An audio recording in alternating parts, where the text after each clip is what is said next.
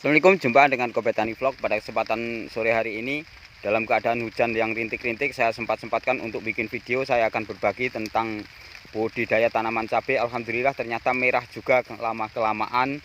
Ini walaupun sudah dipetik-petik yang dulu, ini tinggal ruas yang pinggir-pinggir dan bawahnya tumbuh lagi. Adapun rahasia budidaya cabai menurut saya ataupun menurut Kobe Tani Vlog, yang selama ini memang Kobe Tani Vlog ini budidayanya adalah budidaya tanaman cabai, juga kol ada, sawi ada, tapi yang di situ yang diunggulkan ataupun yang menjadi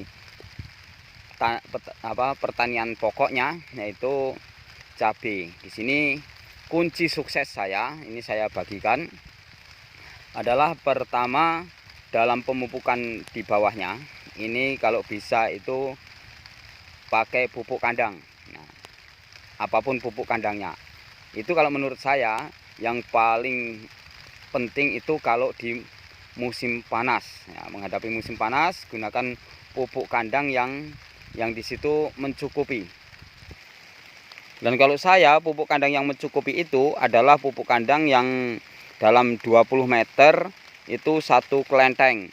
Itu dalam 20 meter satu bedeng itu satu kelenteng. Itu pertama kali. Terus selanjutnya terserah mau pakai pupuk apapun, yang penting kalau bisa ada nitrogen, fosfat dan kaliumnya.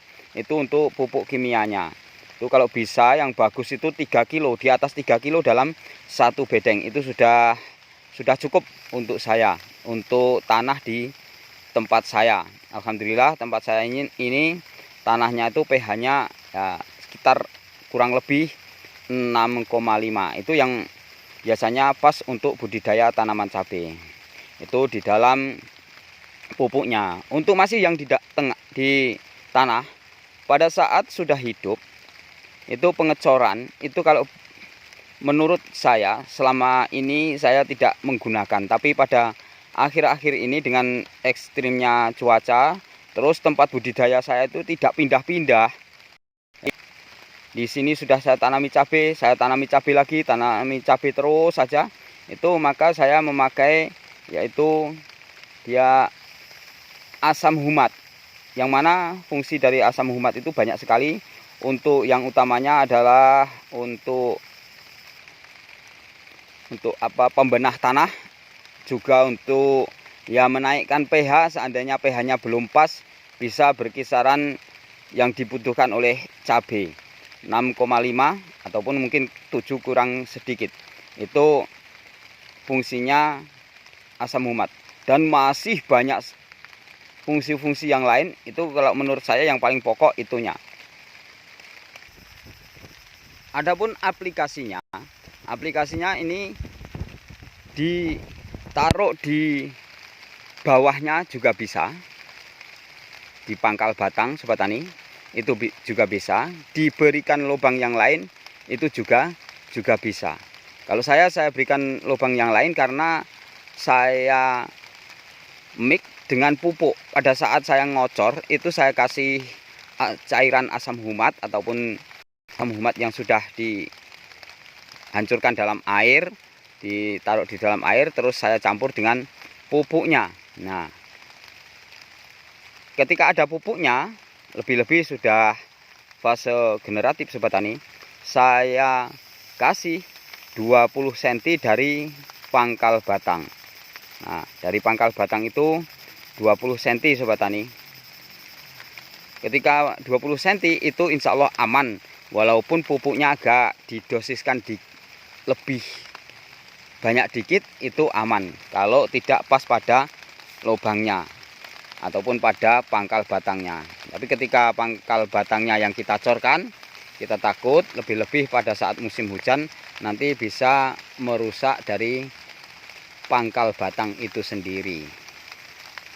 Makanya saya selalu bikin lubang di lubang yang lain untuk pemupukan itu. Kembali lagi, kalau untuk asam humat bisa dicampur dengan pupuk. Nah, untuk yang di pangkalnya itu kunci saya lebih-lebih musim hujan itu saya kasih fungisida sobat tani. Saya kasih fungisida ya, apapun fungisida Di situ kalau saya pakai bahan aktif Mancozeb karena paling murah dari Mancozeb itu, terus dicorkan itu kan perlu agak banyak. Ini dalam misalkan gembor ataupun tempat ngocor 20 liter itu dikasih 3 sendok makan Sobat Tani. Itu untuk asam humatnya. Jadi itu tadi. Kalau fungisidanya tadi kan belum saya katakan dosisnya untuk asam humat. Kalau fungisidanya itu diberikan di dalam satu gembor itu, kalau sekiranya di situ musimnya hujan parah, nah itu kasihkan 3 sendok. Kalau tidak 2 sendok makan yang cur. Itu insya Allah sudah bagus. Itu untuk fungisida, asam humat.